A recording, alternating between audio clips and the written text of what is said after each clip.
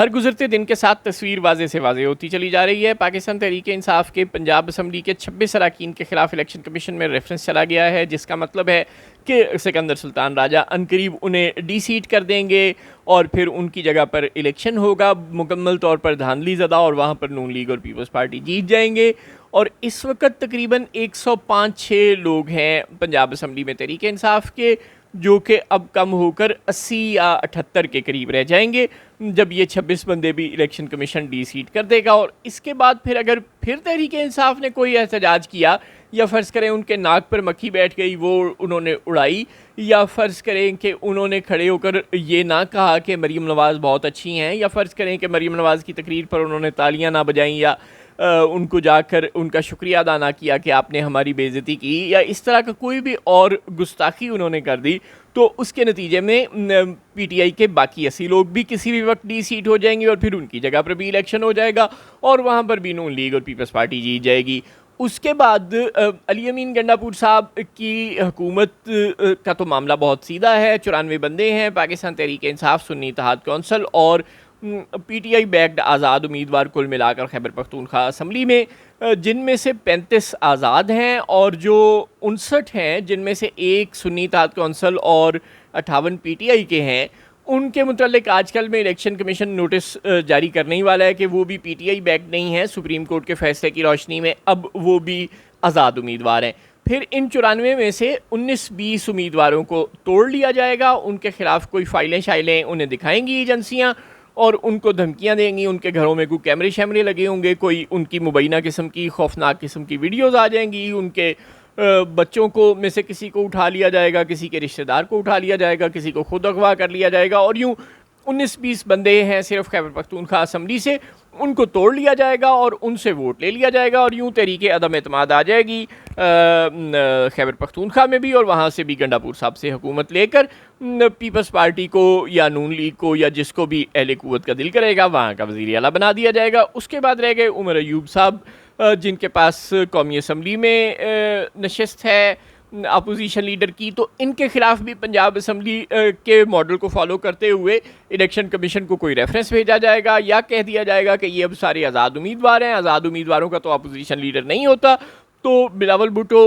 हुकूमत से कोई फर्जी सी झड़प कर लेंगे और फिर वो अपोजिशन बेंचों पर बैठ जाएंगे और अपोजिशन लीडर वो बन जाएंगे। इस तरह की कोई गेम मुमकिन तौर पर कौमी असम्बली में भी हो जाएगी। उसके बाद आ जाएँ 27वीं आइनी तरमीम की तरफ। 27वीं आइनी तरमीम में एक तो इस इलेक्शन कमिश्नर को, सिकंदर सुल्तान राजा को, इतनी अच्छी नौकरी शायद ही तारीख में कभी किसी ने की हो, इसको 5 साल की बजाय 10 साल के लिए हो सकता है इलेक्शन कमिश्नर बना दिया जाए, इसको एक्सटेंशन दे दी जाए।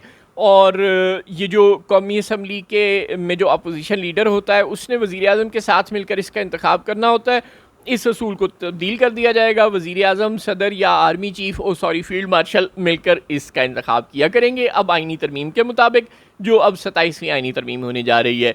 जजेस के लिए पहले मौलाना फजल रहमान की ज़िद पर हुआ ये था कि एक आइनी अदालत नहीं बनाई गई थी, आइनी बेंच बनाया गया था। अब आइनी अदालत बनाई जाएगी जिसमें ये जजेस सुप्रीम कोर्ट से अलग अपना सुप्रीम कोर्ट बनाएंगे, constitutional court of Pakistan, constitutional supreme court of Pakistan, कुछ इस तरह का कोर्ट बन जाएगा। और उसके ज़ाहिर चीफ जस्टिस अमीनुद्दीन होंगे, जो थोड़ा बहुत इंतज़ामी इख्तियार है अभी चीफ जस्टिस पाकिस्तान या अफरीदी के पास, वो भी ताकि उनसे ले लिया जाए।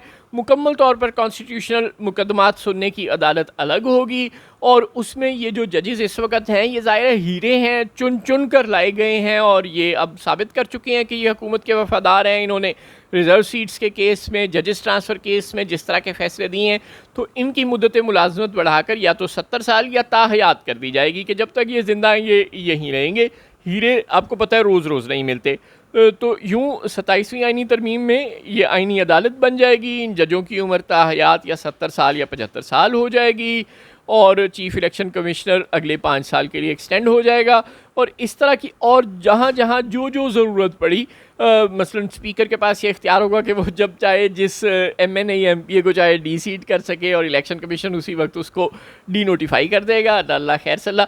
तो यूँ ये तमाम के तमाम अरेंजमेंट्स अब होने जा रहे हैं। और आपको क्या लगता है कि इन अरेंजमेंट्स पर खेल ख़त्म हो जाएगा? बिल्कुल नहीं। इन अरेंजमेंट्स के बाद आएगा जो इस वक्त तक ताना मिलता है अहले कुव्वत को कि उनको उनके इक़दामात को कॉन्स्टिट्यूशनल कवर हासिल नहीं है। जब ये सब हो जाएगा, यानी अपोजिशन मुकम्मल तौर पर पिछाड़ी जाएगी, तो फिर अहले कुव्वत को कॉन्स्टिट्यूशनल कवर मिलेगा, यानी वो जो नेशनल सिक्योरिटी कौंसिल है उसको पार्लियामेंट से और फेडरल कैबिनेट से सुप्रीम इदारा तस्लीम कर लिया जाएगा, जिसमें 10 मेंबरान होंगे या 8 मेंबरान होंगे, 3 वफाकी वज़ीर, 1 वज़ीर आज़म और 4 ताकतवर लोग। यूँ जब वो 4 होंगे, ये भी 4 होंगे, वोटिंग से फैसले हुआ करेंगे जिस तरह जुडिशल कमीशन में होते हैं, और उन चारों के ख़िलाफ़ कोई वोट दे ही नहीं सकेगा। तो यूँ जो भी फैसला होगा वो अहले कुव्वत की आइनी तौर पर मर्ज़ी से हुआ करेगा।